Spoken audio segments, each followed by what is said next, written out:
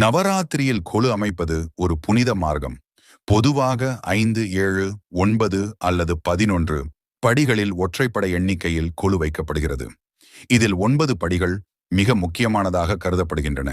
முதல் படியில் புல், பூண்டு, செடி, கொடி போன்ற தாவரங்கள் வைக்கப்படுகின்றன. இரண்டாம் படியில் சங்கு, சிப்பி போன்ற ஓரறிவு உயிரினங்கள். மூன்றாம் படியில் எறும்பு, கரையான் போன்ற மூன்றறிவு உடையவை.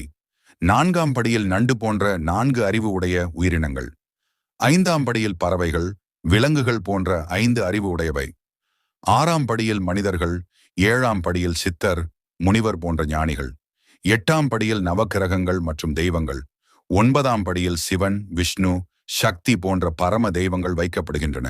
இந்த 9 படிகளும் உயிர்களின் பரிணாம வளர்ச்சியை சுட்டிக்காட்டுகின்றன.